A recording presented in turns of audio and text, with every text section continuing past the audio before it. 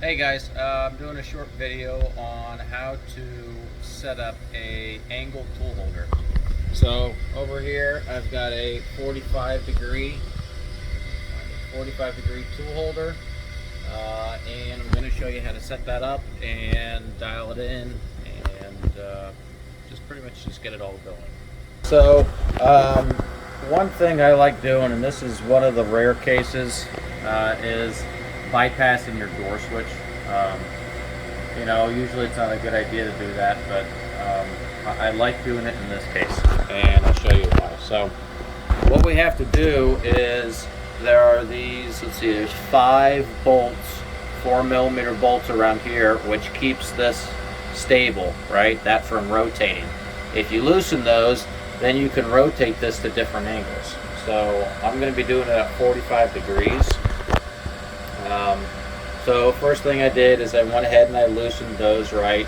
And there's a little dial on the side so you can get it pretty close. And then, I'll show you that real quick. It's kind of etched into the side, right? And then there's a little mark up here and it shows you at 45 degrees. So what I did was I basically just got my indicator, and you can see right here it shows you that this is your indicating surface, right? So I get an indicator, I have it on that surface, and then I go into MDI, and I put a little bit of code in there, which makes it a lot easier. So I'm going to do G1, G98, and we're going to do U negative 2 inches, shift for comma A of 45 degrees. See that there? G1, G98. Yep. Alright, so, and then a feed rate of, we'll do 20 inches a minute, and the block insert, and then G1, U positive of 2 inches, shift A, 45 degrees, and the block insert, M99, and the block insert. Alright, so this is the code we got, right? So basically the only thing we're doing is we're moving X negative 2 inches and then positive 2 inches, wherever it's at right now, right? Because U is the incremental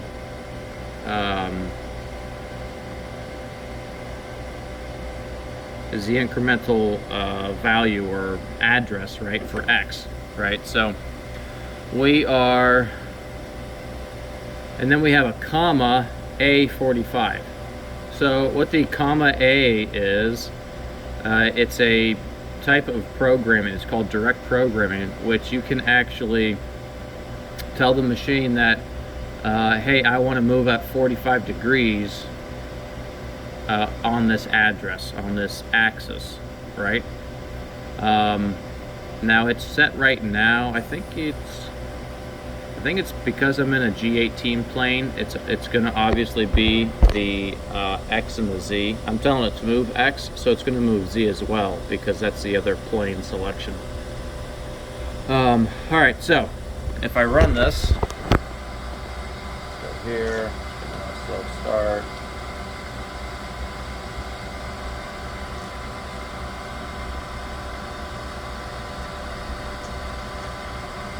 Now,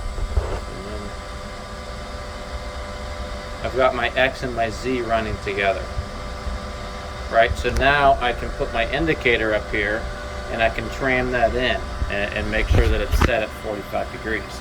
That way you'll have less, it'll just be a way better setup than just guessing at 45 or getting it as close as you can by eye. Get an indicator on there and make it a lot closer. And you can do this with any angle. It does not matter what angle you need to do it at. So, you see it's just running through 45 degrees, up and down, up and down. So that's how I would set that. And then for touching the tool off, what I'm going to do is I'm going to touch on the bottom side, basically the bottom side of the end mill, right? and that'll be my X. And then wherever that sits at, I'm basically going to try to just come, you know, a thou or two below it, and then I'm going to touch this direction and find the very tip for my Z. So basically I'm picking up right on the corner of this end mill. And then I'm going to shift it that amount. I figured out what the amount was for the angle, right? Based off of, let me show you here real quick. Based off of the angle, right?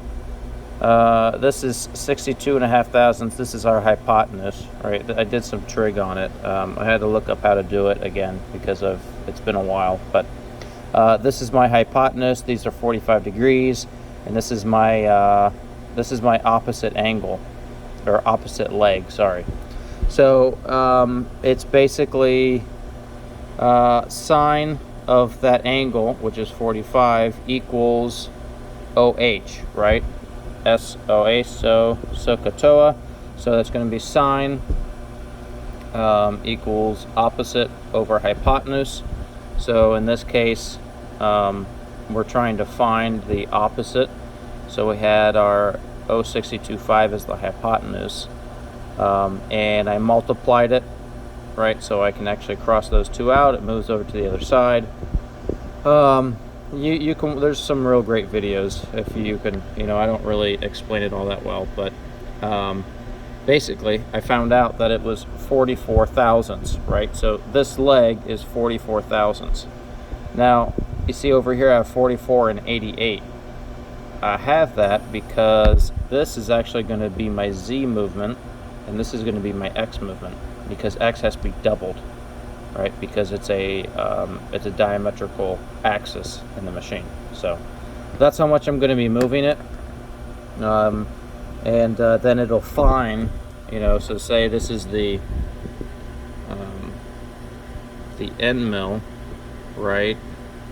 Like this, whatever, right? And I originally touched off right here.